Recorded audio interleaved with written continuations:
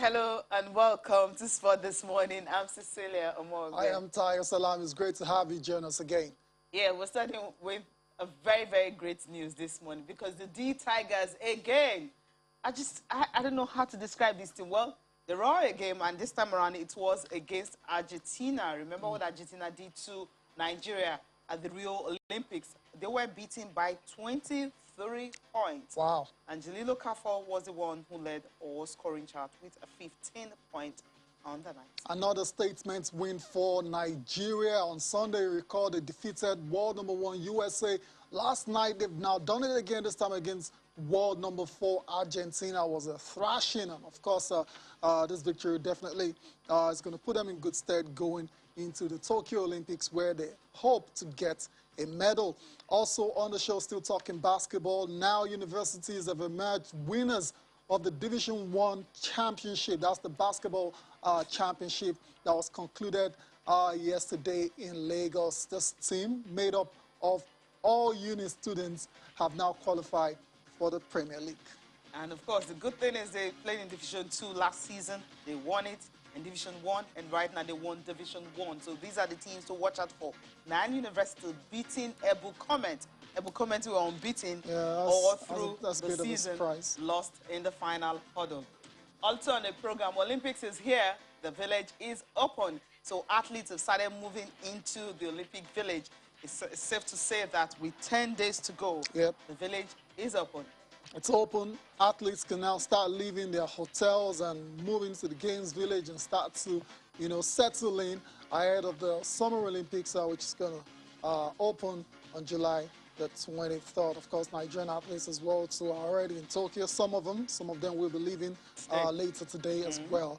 And so, Cecilia, the games will start barring any dramatic disaster. All right. I love that, dramatic disaster.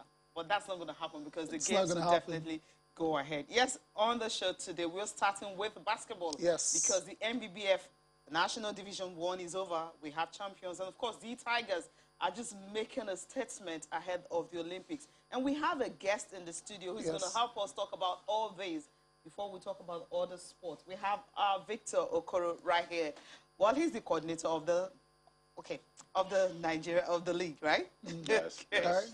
You have so many caps, so I don't know where to put it in. A former player, yes. Of course, you're coordinator of Nigeria Civil Defense basketball team. And also, when it comes to the Nigeria National League basketball, also, you're also part of it. So it's so many. So where do I classify you into? Basketball. I do basketball. So that's the most important thing. Indeed, it's good to have you here. Thank you. Thank you. All right, let's start with that's surprising. I don't know if it's surprising because I said at the start of the competition that I expected Ebu Comments to go on and be the champions because of traditionally they're a big side in quotes. So it's a bit of a surprise to see them losing the final against Now University. I don't know if you go along with my thoughts there, in this being an upset against Ebu Comments. Well, coming into the league, I think everybody, after 2 weeks of playing good basketball, expected Ebu Comments to come out champions. Okay. They've really shown that they've been tutored properly by the former Tigers coach, Ayo Bakare. Everything that the games that they played met international standards by my own assertion. And for us, it was surprising to see Nile University edge them out at the finals. Wow, 74-62. So it wasn't even the closest It wasn't close games. at all. It wasn't close. Unaruka Francis asserted his authority. I mean, he came up with 21.7 rebounds, and he was voted the league most valuable player. Now, you take a look at those players and what they've done. They're all university players. And being able to combine, school and sport is something we've been advocating for a very long time. Is always very, very difficult. I mean, how were they able to do this against a side, you just mentioned they're coached by a former national team coach. So it simply means there's something Nile University are doing very right to ensure that they were able to convincingly actually beat the favorite team to win the Division 1. Well, not holding forth for Nile University. They've been together for 3 years. All right. And if we looked at what they tried to do or what they've been trying to do, all these kids have been given scholarship, you know, and they've been able to format their academics with their sports, you know, to allow these kids play basketball and still go to school. Wow. We have it on good authority that their exams are actually shifted for them just to make sure that they participated in this competition, and then by the time they go back, they'll have their exams. And if you notice, we also had ABU Yes, Kings, ABU also here. you know, that played the first place against Yobe. Now, these two schools have proven that if you can actually do the right things, you actually go very far, especially for our universities.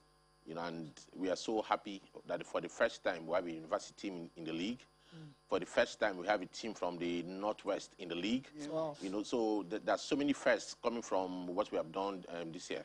Awesome. Awesome stuff indeed. And it must be said as well, too, that this same Now University were in the Division 2 last time out. So the progression is clearly there. Division 2, Division 1 now, they're in the Premier League. It's awesome. Let's go ahead and take the pre- or post-match thoughts now of the two coaches involved in the final for Now University, as well as Ebu comments. Well, we wouldn't say it's easy. We decided that, okay, we're going to use the floodlights at night that the school provided to train in the evening. So all we need to do is do the 9 to 5 in class with the lectures, and then after that, by 5 p.m. to 7 p.m. every evening, we are training. We introduce a culture to them that book is very important. Education will promote them as a backup, as well as their dreams. So while they pursue the sports in the evening and come out for competition like this and try out, they always use their time, their daytime very well to study and make their grades up. It's not our birthright to win every game, all right? That's why other teams are here. They want to win too. So if we did faulty things and we couldn't win the game, it's an internal matter. We're not throwing anybody under the bus. We have to go back as a team and look at what we did wrong and then build up from there. Well, it's a young team. It's a coming out party for many of them. You saw Karim, you saw Toye, you saw Bayo, you saw a lot of youngsters actually, you know, shooting to the limelight, and that's what the team is all about. We are going to see a couple more young faces again that we're going to introduce, and we just have to find time and, you know, to work hard on them and bring them up to the level where they can make the same noise at the Premier League level. Aiteo Bakari, a veteran coach of the Ebu comments, taking a philosophical approach to that final loss against Now University. Samuel Uchichi led the Ebu comments with 13 points in that game, but obviously it wasn't enough. Let's go on to the third place match now between Yobe Warriors and ABU Kings. Yeah, talking about ABU Kings that you just mentioned earlier. I mean, the Yobe Warriors just did enough to actually overcome them. The ABU Kings. We're expecting them also to win, because if most of the scrimmages I've watched, I mean, talking about just organized exhibition games where ABU usually feature, they just have a way of playing good basketball. But somehow... come on, Cecilia. There's no Yobe Warriors and ABU Kings. I always thought it was going to be the Warriors to win. I don't know why you're thinking ABU Kings were favorites going into that game. Because ABU Kings is more popular than Yobe Warriors. ABU has a basketball tradition. Yes, there's a tradition. ABU has won almost all the gold medals in university basketball in the last 20 years. Uni basketball. Yeah, it's different from playing from the league. And that is why us as a federation, we are really impressed with what they've done, because the transition from university basketball to the National League is a whole lot different. And to have ABU Kings and Now University doing very well shows a lot. To also have them coming from our Division 2, shows the progress that we've made in the last 2 to 3 years. And for us, it's something that is unique. It also shows that we as a federation have tried to do the right things. If all the teams in Division 1 that have been there for donkey years still cannot come to the league, and we have teams that have progressed from Division 2 to 1 and then the league, it shows that the grassroots program is really working very well. It shows that where they won 79-69, they won by 10 points. Let's take a reaction from that game. The main aim is to come and qualify for the Premier League, first and foremost, and we got that. So I think we did well. All we have to do is just go back, check on our lapses, and work on that. I feel very happy, including the team. Like I had an interview with someone else, I think a week ago. He asked me how I feel about the Premier League. I said, I've been in the Premier League before. There's a team called DD Magic that I coached from scratch to the Premier League. So it's just like coming back home. We're still on a nougat budget. You know, we're with ABU. They've been playing nougat since it started in 1970, 71. You see, our universities need to come into a bigger championship that happens every year. Nougat happens every 2 years as a festival, not as a basketball forum. So this is a basketball forum where ABU has decided they need to be. And so that's why we are here. So I think we did a great job. I mean, what can we say?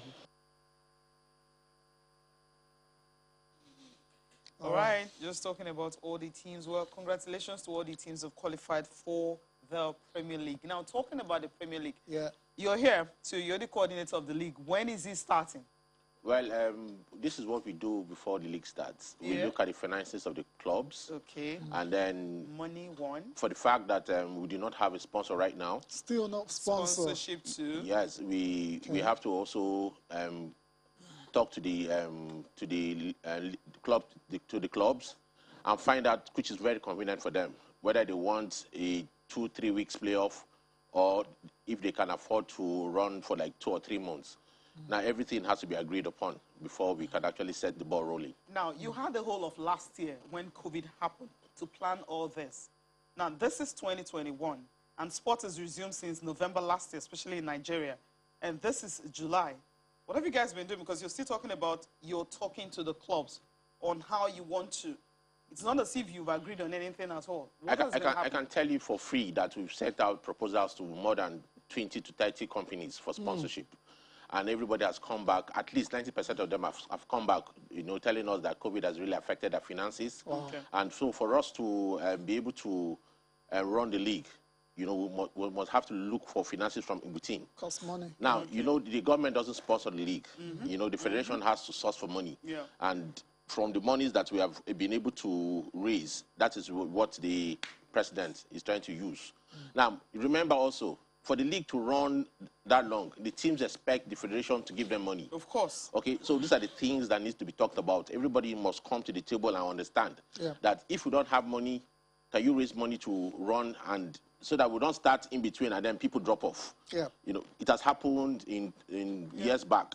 So we need to be sure that when we start, everybody's going to be ready, and then we'll do what we need to do. I just feel it's taking so long because I felt by now all these things you're talking about should have been settled. So it simply means we're not starting the league anytime soon, from all indication. I mean, the last time we had the president, the vice president, Babs Ogwade, spoke about this as well, to trying to get sponsors to come on board. Like we're still that seems, I mean, no progress at all. I mean, you hear what he just said now about companies, you know, talking about how COVID has affected their finances and they can't afford to come through right now. We're just going to hope that hold up is taken out of the way as soon as possible. Also appeal, use the opportunity to appeal to sponsor our league so that we can have, you know, they can a basketball league. Because right now, check what the D Tigers are doing. We also want to have players who will be part of the squad and not just rely on the American-born athletes alone. Just imagine having 2 players from here, part of that team that defeated the USA. You know, the pride is going to bring the other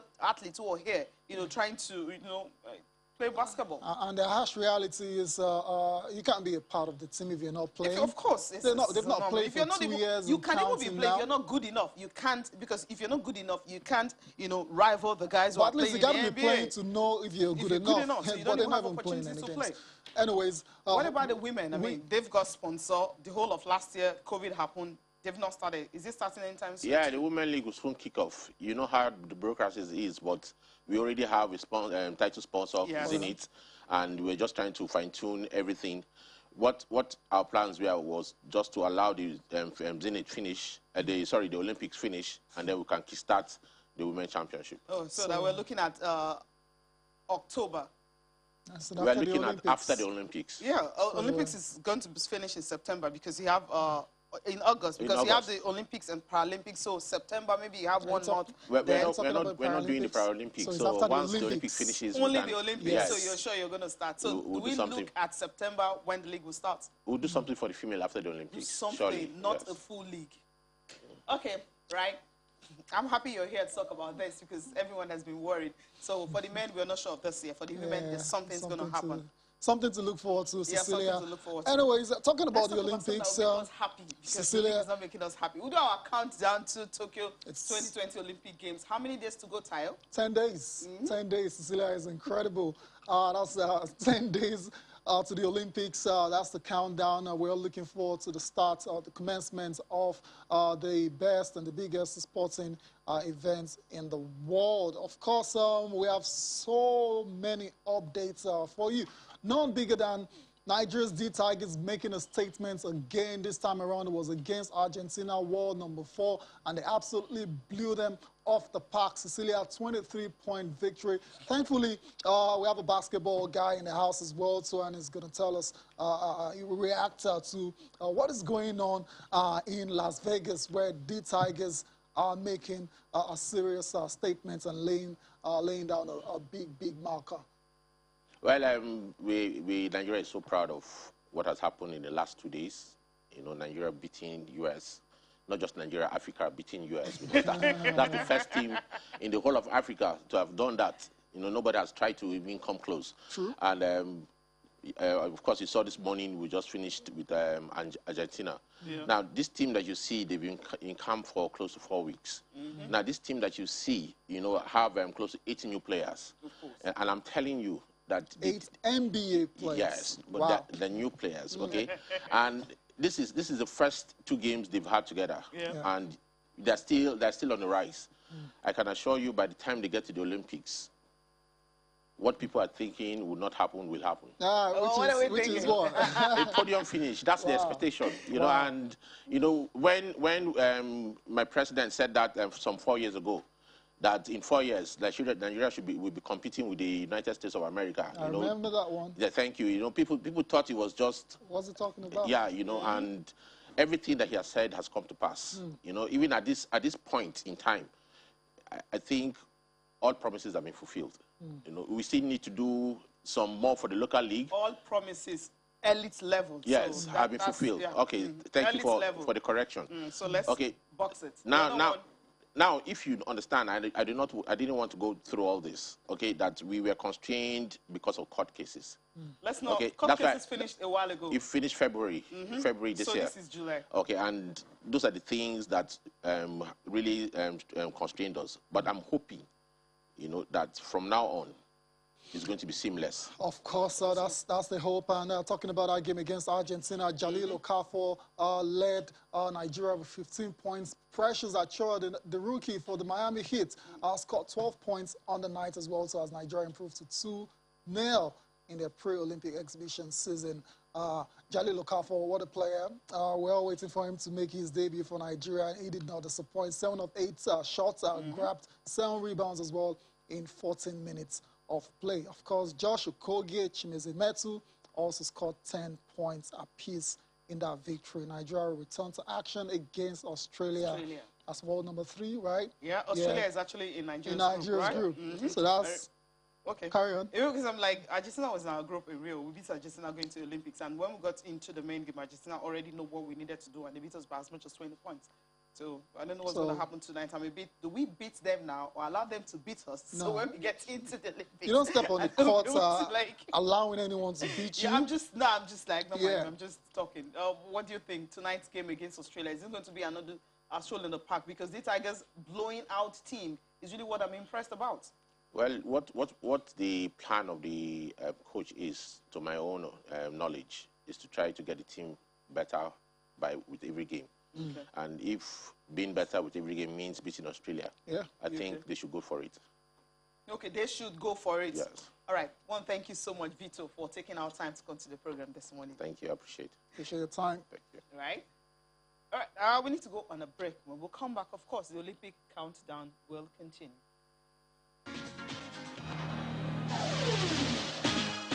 Nigeria becomes the first African nation to beat the USA in basketball after the Tigers, made up of 6 NBA stars, stunned the Americans 90 to 87 points in a warm-up game before the Tokyo Olympics. Nigeria's win in Las Vegas comes 9 years after the United States outclassed the Tigers 157 to 73 at the London 2012 Olympics. Head coach Mike Brown is delighted to lead the team in making history. We're looking forward to showing not just the people in Nigeria, but the people on the continent of Africa and the people around the world that there's a lot of Nigerian talent out there. Basketball enthusiasts were not left out in the excitement, as they are confident that the team will attain a podium finish at the Games. We're very excited. We're praying for them. We want them to go to Tokyo and just make the best of it and put Nigeria on the map. But I think all of us as a country and as a basketball-loving group, we can learn from the Tigers. You just go ahead, no matter how big the giant is, you just keep trusting forward until you get the results you want. I'm not really surprised because of the number of talents that Nigeria have in the NBA. Each year we have increasing number of Nigerians playing in top leagues, top clubs in the NBA. And we have such talent here even in Nigeria. We're so excited, and we believe they'll do well in the Olympics. I mean, they beat the US, so I think they have a chance if they keep doing what they're doing right. It's a signal, it's a message sent to everybody, to all the participating teams that is going to come to the Olympic, that if an African team can beat America, so that means everybody is beatable. So that means the caretaker of the national team are working well. Then we have a good coach too. And we just hope we're going to see something positive that will come out of this. The match offers the Nigerian coach an opportunity to prune his 15-man squad to 12 players before the Olympic Games. Yeah, the Tigers just making everyone proud. The Rotimi Akindele is here this morning. Rotimi, good morning. It's good to have you. Good morning, Cici. Your quick thoughts on the 2 games we played so far. USA and now Argentina. We're playing Australia next. So the Tigers are they're just building the momentum into the Olympics. Which is pretty good for the team. It's a new look, the Tigers. Yes, it is. Unlike what we've seen in the last 5-6 years. True. Especially considering that team that went on to win AfroBasket in 2015. This is a different look. You still have 1 or 2 of those squads, in this that was part of that squad in this particular mix. But well done, Mike Brown. I'm not concerned about the result. The results are good, but I like the positivity. I like the momentum they're building, like you said. Yeah. I love the mentality, the mindset going into the games. Like, we are here to compete. We're not here as just some how will I put it now? Just some young nation in basketball coming to the Olympics and all. We're here to compete, and I think from the experience we got in 2012, going to 2016, and now this time around, I feel we'll do well. So if you can beat number 1, world number 4, hey, it just boosts your confidence. It necessarily wouldn't affect the result at the game, It doesn't, but of course it boosts your confidence. Yeah. And of course, people like Stephen A should take note that, yes, these are not just unknown Stephen players, but then these are great players. Okay. Stephen A knows all of these players. What is he talking about? He ran. They were all Stephen A pissed is, out. right? They were Yeah. all shocked to Yeah. see Nigeria beat And now the USA. you should be shocked because USA also lost to Australia. I'm waiting for what he's going to say about that too. So 2-0 for USA. I mean 0-2 for USA in pre-Olympic games. So that's really good for Stevie A. So he has so much to talk about on that one. We'll leave basketball and quickly talk about what the nation is doing. The Vice President, Yemi Osinbajo, actually unveiled the kits just yesterday and sent forth most of the athletes that are going to the Tokyo Games. The second batch will be leaving later today. Let's just take a look at this report, what happened at the State House on Monday.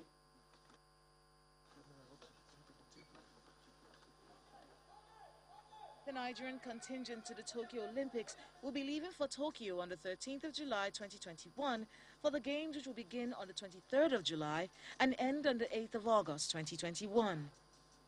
They have been camped for 80 days in 4 cities: Abuja, Lagos, Bayelsa and Port Harcourt, training for the 13 games they'll be participating in.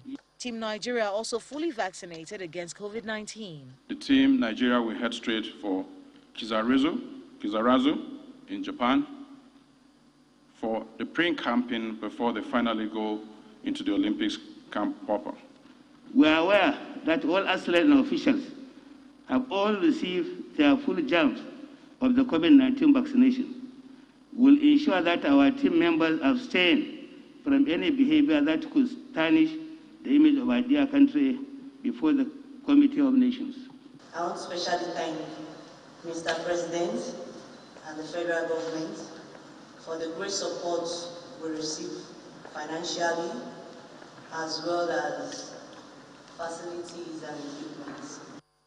Team Nigeria will be up against Olympic teams that have been in camp since the 2016 Olympics ended, and questions have been asked about their level of preparedness for the Games. Apart from the 80 athletes and coaches leaving for Tokyo, there's also a question of how essential a lot of the support staff traveling for the Games are. The Minister of Youth and Sports Development has written to the Customs Office to release the kits still stuck at the ports. However, those kits stuck at the port will not be the official apparel of the players during the Games. Team Nigeria's kit and apparel are locally sourced and being unveiled here by the Vice President. He reminds the athletes of the responsibility ahead of them. Your performance at the Games will inscribe your names in national and world sporting history.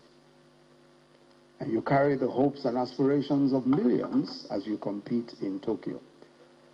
But you will, in this endeavor, have the assurance of the prayers and the best wishes of all of us Nigerians. You will also carry with you the encouragement of the great exploits of Nigerian Olympians before you. 80 Nigerian athletes stand on the shoulders of the legends before them, adorning our local attire, and have the odious responsibility of not just winning the Olympic Games, but representing the country in a way that brings glory to Nigeria. It does seem like a very hard task to perform in this Olympic Games that is one like none that's ever happened before. But they do carry with them the assurances of the Nigerian government and the prayers of the Nigerian people. From the State House in Abuja, Kayla Magwa, Channels Television News. It's all about the prayers. That's what they need right now. Yes, the campaign wasn't so great. Yes, preparations wasn't so top-notch. Pandemic happened. A lot of things happened. But these athletes, the confidence they are in now, it's simply because of the support they're receiving from the federal government and also from every Nigerian. So they're asking that they should, as usual, pray for them. Bada Kintude Johnson will join us right about now. We'll just ask him some questions about the Tokyo Olympic Games because I know he's as excited ahead of the Games. Bada, good morning. How are you doing? Morning, Cecilia. I'm doing fantastic. Hope you're doing fabulous too. Am I excited about the Olympic Games? Definitely. It's the biggest singular sporting event in the world. And so for that 1 month, the whole world is gripped with the excitement of watching the elite sportmen, the best of them, represent their nations, competing for gold, silver, and bronze, and participating for the honor of being able to represent their country at the highest level. So I'm excited. Am I excited about the chances of Team Nigeria? I'm not sure. I hope they do well. But I also know that, you know, all the countries represented at the Olympic Games will pray as well. They will hope as well. Yeah. At the end of the day, it is the sportmen and women who have practiced the most, who are in the best physical condition, who are in possession of the know-how and the technical skills to execute their respective sports that will climb the podium. It's not a function of who prays the hardest or who fasts the longest. Yeah, so really my optimism isn't as great as it would have been. Of course, there are some sports that give us some glimmer of hope. For instance, suddenly Nigerians are, you know, like the basketball team now, all of a sudden Nigerians are hoping. But clearly you can see that it's a function of being able to reap where we haven't sown.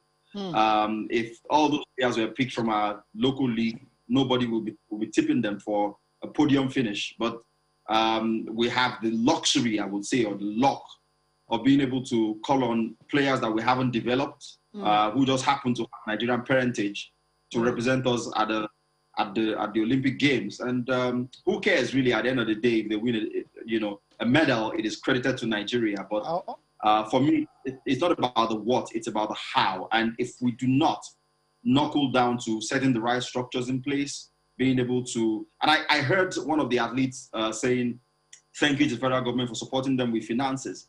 That thank you would have been deserved if those finances came through 3 years ago, if they came through 4 years ago. If they give them a longer runway to prepare, like the rest of their counterparts from the rest of other parts of the world. So it's not about, this last minute preparation that we do. We're always last minute people. We like to, get on the road for an appointment that's supposed to be in the next 30 minutes. And the distance is 1 hour. So we're going to start running at breakneck speed to get there. It's a culture that we've got to sort of stop, because clearly it is not yielding the results that we want. We don't even have up to 20 gold medals cumulatively since we started attending the Olympic Games. That's a shame, that's a big shame. So to correct that, we have to knuckle down to the basics. We've been singing this song forever. Sometimes, you sound like a broken record, because you remember like 10 years, 15 years ago when you said the same things, but people didn't listen. And, we show up at events hoping for miracles, hoping that, we can outpray instead of outperform the opposition. Well said, Bada. Well said, Bada. Now, talking about support, talking about support, the state government actually believe that the fastest man at the moment right now, I'm talking about Enoch Adegoke, he can actually win a medal. He's talking about not just a medal, he said gold medal, that's what he's saying, because he's been supported with about $10,000. Yeah, support comes, but when does it come? That's usually the questions everyone is asking. But let's listen to the Deputy Governor of Edo State, Philip Shaibu, making this submission in his office at a Zoom meeting he had with Enoch Adegoke.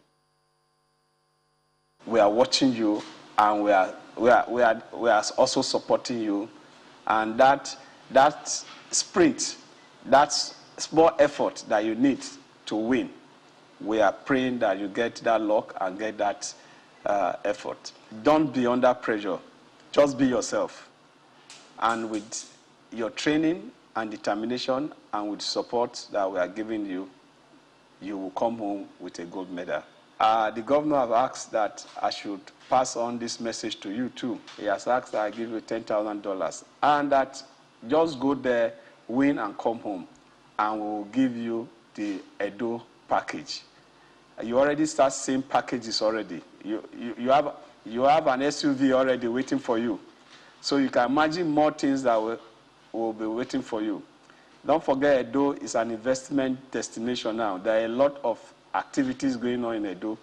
I'm sure, come on with the gold medal, one of those things will be waiting for you too in Edo. The state government, the governor, the deputy governor, and the whole government at large for this support.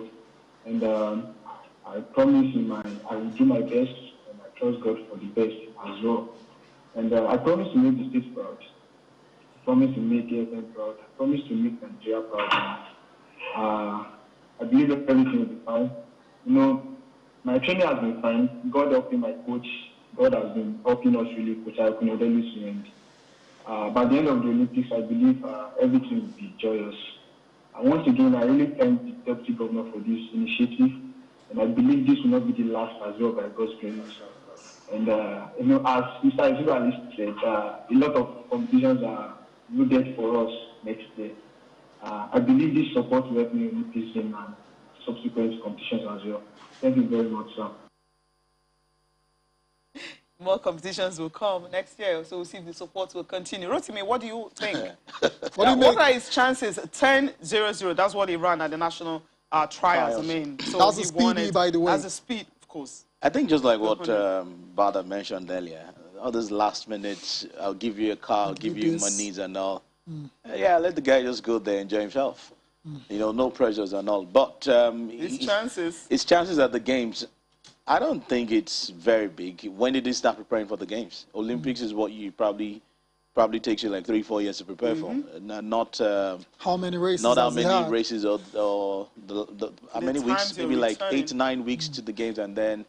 So I'm not saying luck can't play a factor, and then he goes on probably, if he gets into the final of the Olympics, That's it's brilliant for him. Yeah. If he gets into the final. But going on to winning a gold medal or even finishing on the podium, it's a big one to ask. But if it happens, I think it's good for the individual called Enoch Adegoke. But all the miracles like we usually wish for, I don't think we should.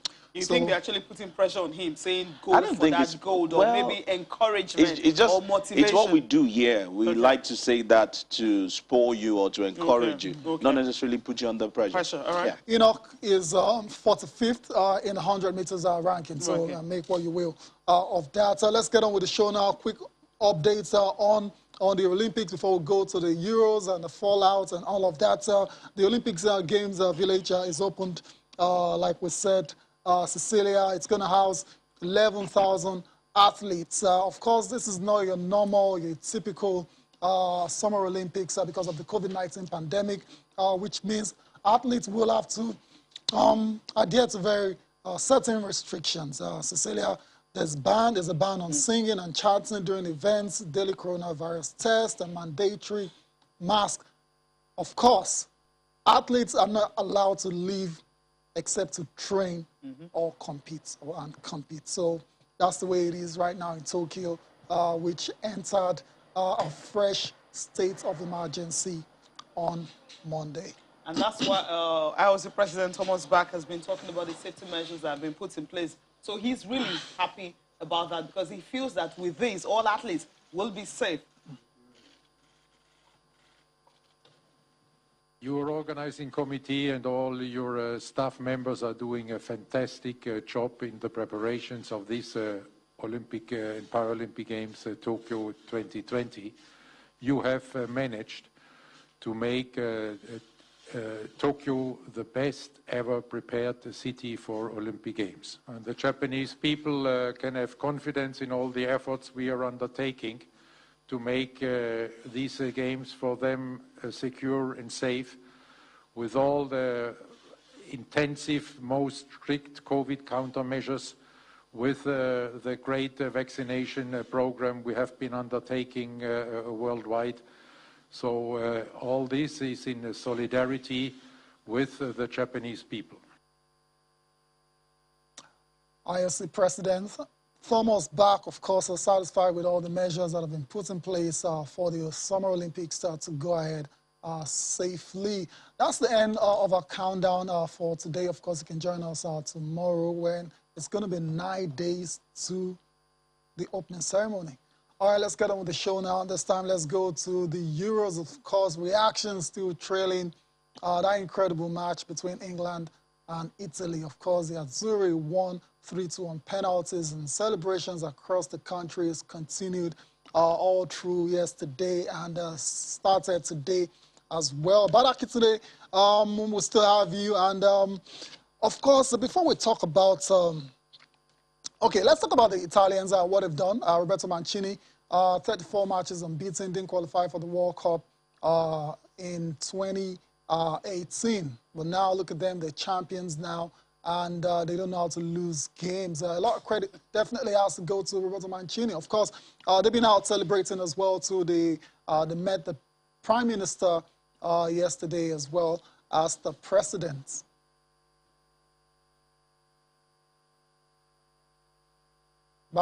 Sorry. So, I mean, the Italian victory is another lesson in preparation. It's another lesson in a clear vision and in executing a plan to the T. So, when Mancini was appointed, one would have thought the pressure of being able to get the confidence of the Italian people back would have forced his hand into going for experience, for know-how, for a lot of players with a lot of caps. But what did he do? He just overhauled the team. All the caps that the goalkeeper who finished as the best player at the competition earned or has earned playing for Italy were gotten under Roberto Mancini. So what does that tell you? You know, he forged and formed his own team, populated by mostly young footballers who, at that time when he was taking over, hadn't even racked up to 10 caps playing for Italy. A lot of them were debutants under him. in the critical areas, for instance, in defense, where Bonucci and Chiellini were impregnable, absolutely phenomenal, he kept with experience. But the likes of Buffon had to go. A lot of the players that we've become used to in the Italian setup over the years had to go. Yep. And his rebuilt team, they played a lot of friendlies, a lot of tune-up games, just testing different systems, different players, just forging a cohesion that, and mental strength, it must be said, that proved the difference between them and so many teams that they played in the competition. If you look at their path to the finals, they beat Belgium, they beat Spain, and eventually they conquered England on penalties. It tells you that this team is not afraid of quality. As a matter of fact, Mancini was the first to admit that the Spanish team they beat in the semi-final was actually technically better than them. The Spaniards dominated the game, created better chances, but couldn't finish. That speaks to a lack of balance in the team. But the Italians, if they don't outscore you, then you don't score. You don't score. It's that simple. And if you score, like England did, they get a goal back. I mean, Ciro Immobile didn't exactly, need to score 4 goals, 5 goals for Italy to win the competition. They didn't need a standout performer. If you look at the team, it was even hard to find the best player. They had to choose the goalkeeper. But kindly hold your thoughts, please. We need to go on this break. When we come back, we'll let you finish. We'll also be getting your thoughts on the future of Gareth Southgate.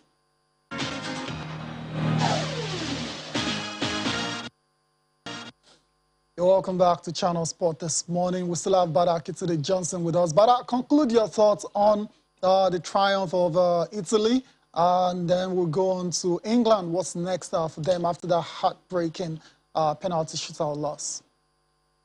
Yeah, so I was trying to draw a line between the Italians and the rest of the teams, or most of the teams at the Euros. For them, it wasn't about the individuals, it was about a system that works and works almost perfectly. You saw how they lost Spinazzola, who at the time when he got injured was maybe the best player in the competition. But Emerson, the Chelsea player, came in and filled the void brilliantly. They can pretty much swap out any player in that team.